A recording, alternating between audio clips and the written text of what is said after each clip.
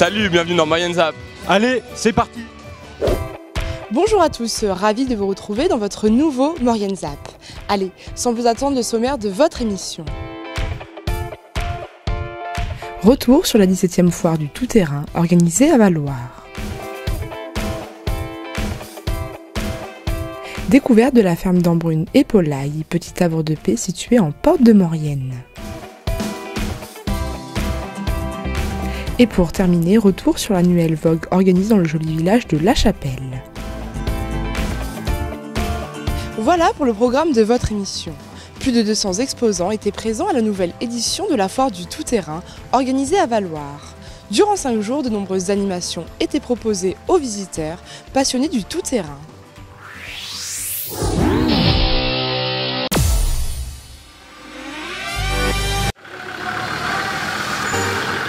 Le rendez-vous qu'il ne faut pas manquer cet été à Valloire, c'est bien la 17e édition de la foire du tout-terrain, le plus grand rassemblement européen en montagne. Le salon a investi toute la station village.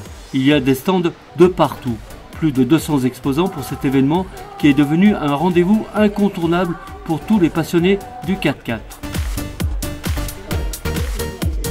Pratiquement toutes les marques de véhicules sont représentées, accessoiristes, pneumatiques, cellules, tentes, voyagistes, raids, grands voyageurs, organisateurs de rallye, écoles de pilotage, mais aussi quad, sans oublier les nombreuses animations durant ces 5 jours.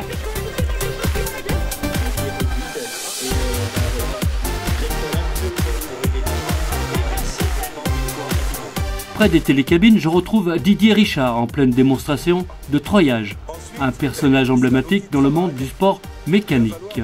Il me présente le salon et sa profession. Parfaitement bien. On va donc faire l'inventaire. Ma profession, c'est avant tout une passion.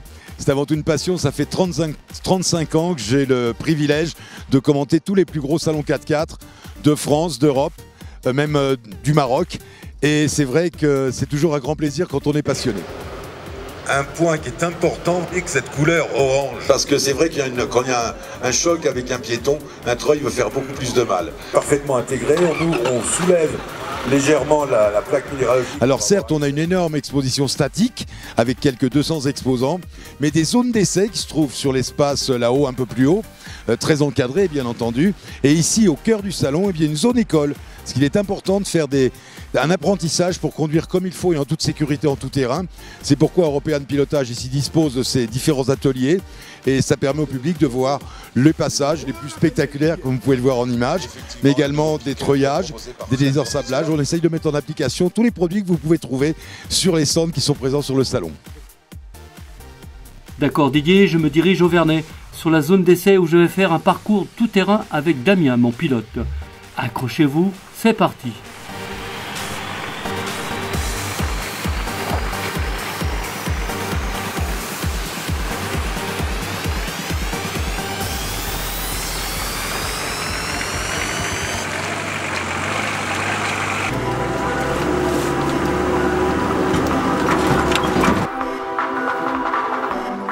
Après être remis de mon émotion, je me trouve en plein milieu des grands stands avec Sabrina qui pratique la peinture sur corps et son modèle, je dois dire, ne passe pas inaperçu. Approchez-vous là, voilà, restez bien dans la lumière Lucie. Regardez, de la peinture sur corps, c'est magnifique. Alors aujourd'hui j'ai habillé Lucie pour la marque Euro 4x4 Par. Voilà, donc j'ai représenté le logo et puis le 4x4 d'Euro 4x4 Par quand ils sont allés au Breslau. Voilà. Avec un faux jean, etc. Selon les organisateurs de cet événement, grâce à la gratuité et à l'accès au salon et des parkings, ils estiment entre 25 000 et 30 000 visiteurs sur les 5 jours. On ne peut pas avoir de statistiques puisque l'entrée est gratuite, mais on a énormément d'étrangers qui viennent aussi, des Italiens, des Belges, des Allemands. Encore une fois, en Europe, c'est le plus gros en montagne, voilà.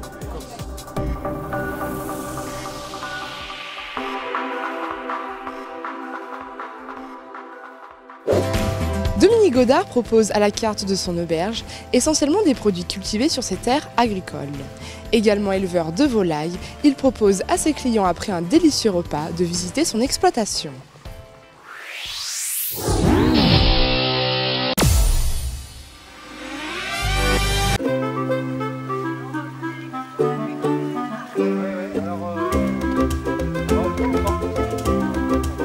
Petit havre de paix situé au sommet de la commune de Saint-Alban-d'Urtière, la ferme d'Embrun et Polaille est un véritable coin de paradis. Cette ferme auberge productrice de fruits rouges, de canards et de volailles propose des repas au sein de son établissement.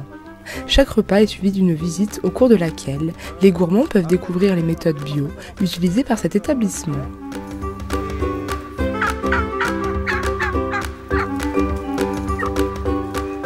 Nous sommes ici depuis septembre 2005. Nous élevons de la volaille. On fait 3000 volailles par an à peu près. Toutes nos volailles, nous les achetons à la naissance. Donc ils arrivent, ils ont 1 voire 2 jours pour ceux qui viennent de plus loin. On les élève de 2 à 6 semaines sous les lampes. Et après, ils sont en parc à l'extérieur 24 heures sur 24. On fait de la volaille plein air, plein air. Les volailles ne sont pas rentrées le soir.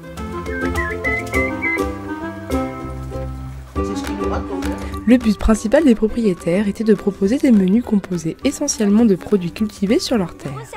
Une double activité très intense pour Dominique, qui doit à la fois élever ses volailles et mettre à profit ses 15 ans d'expérience derrière les fourneaux de grands restaurants pour servir dans ses assiettes le meilleur de la gastronomie paysanne.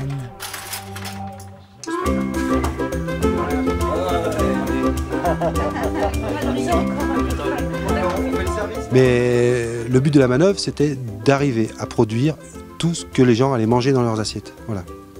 Donc d'où la volaille, la nourriture, la viande principalement, et les fruits, parce que c'est la gourmandise en fait, c'est juste ça. Bon, après, on n'a pas tout le temps, on travaille avec des maraîchers locaux, et puis les fromages, c'est pas nous évidemment, c'est des gens de la vallée, et les vins, c'est des vins de producteurs. Mais moi, je fais tout de A à Z, de la pâtisserie à la charcuterie, en passant par le pain, les apéritifs et les sauces, puisque je fais les bouillons et les fonds de volaille. Voilà.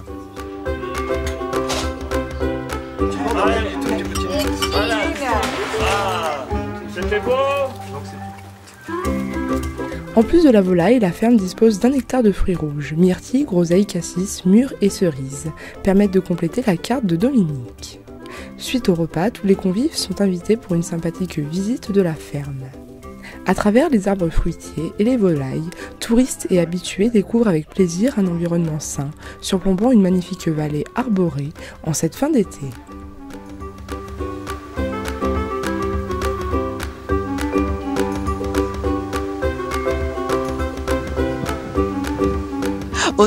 On est venu avec le prospectus et on a trouvé que la visite c'était vraiment... Enfin, c'est chouette de découvrir comment les choses sont faites.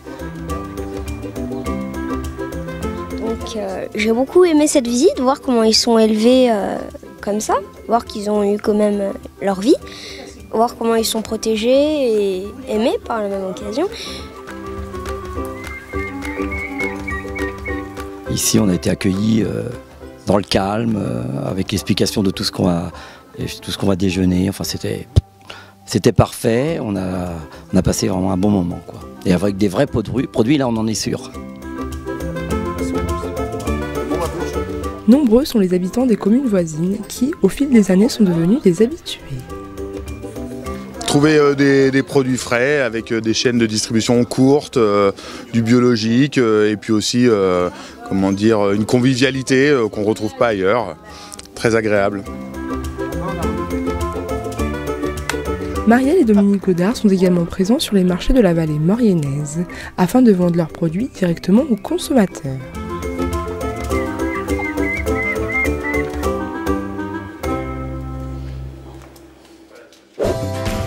Depuis 1944, la vogue de la chapelle attire toujours autant de chapelains. Un événement incontournable en mémoire de la Libération.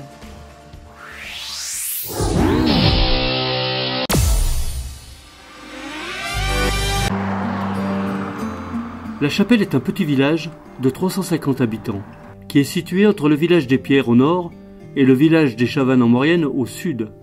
Et c'est un village dans lequel on vit plutôt bien, dans le sens où la commune est d'une taille relativement modeste, ce qui fait que tout le monde se connaît et qu'on arrive à maintenir, comme aujourd'hui, des traditions qui pour nous sont extrêmement importantes. Un petit village, mais un grand événement annuel que les chapelains et les chapelainches ne manqueraient pour rien au monde. C'est une vogue, puisque tel est le mot local qui est employé, c'est une vogue à laquelle chaque chapelain est très attaché depuis toujours.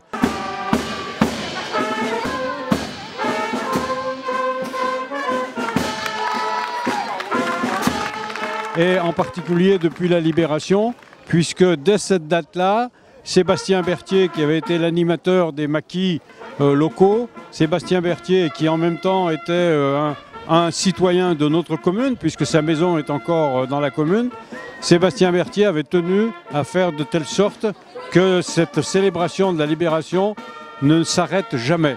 Et ça fait aujourd'hui 74 ans que chaque fois, au mois d'août, nous attachons beaucoup d'importance pour célébrer cette manifestation-là. Quelque chose dans l'air a cette transparence et ce goût de bonheur qui rend ma lèvre sèche.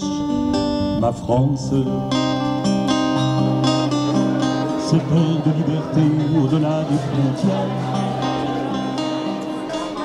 Après le vin d'honneur offert par la municipalité, la fête continue avec un départ en fanfare de l'Union départementale des pompiers de la Savoie.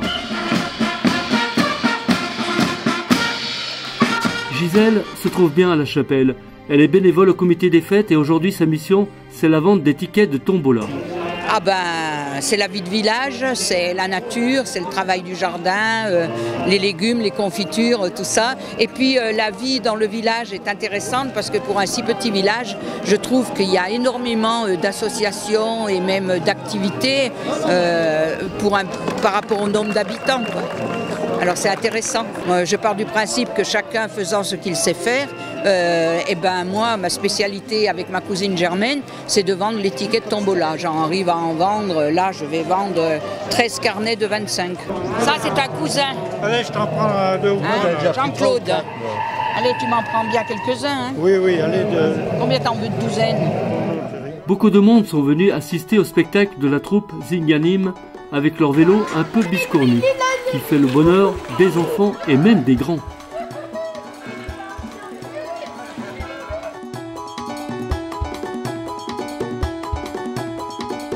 Bien sûr, toutes les années, on vient le samedi et le dimanche.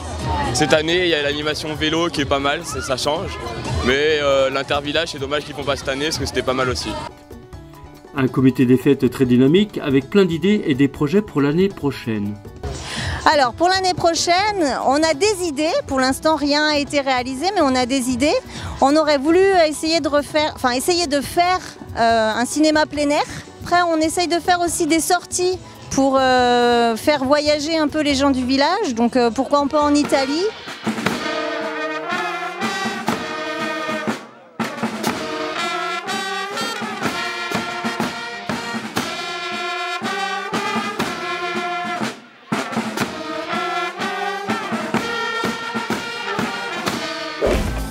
Votre ZAP touche à sa fin. Merci d'être de plus en plus nombreux à nous suivre. On se retrouve bien évidemment la semaine prochaine, mais avant de se quitter, n'oubliez pas votre agenda.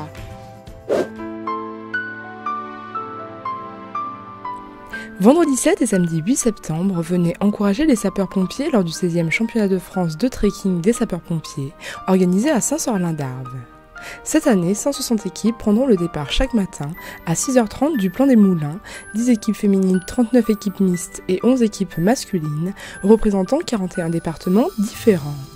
La course demande un effort physique, mais également de la stratégie, car les parcours ne sont pas connus par les concurrents, qui doivent s'orienter en découvrant les points suivants à chaque point de contrôle. Pour plus d'informations, rendez-vous sur le site internet www.arvitrek2018.fr.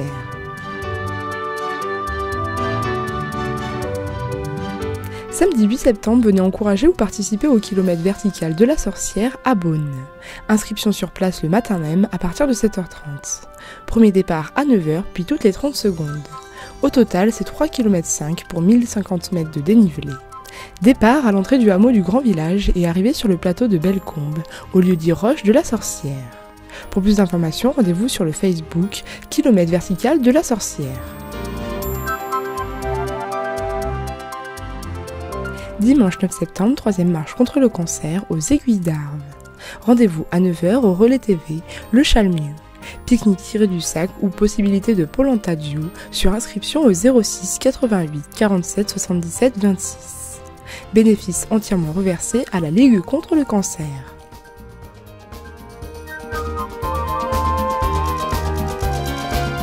N'hésitez pas à faire vos remarques et à nous suivre sur les réseaux sociaux. Nous souhaitons à tous les jeunes élèves une bonne rentrée pour l'année 2018.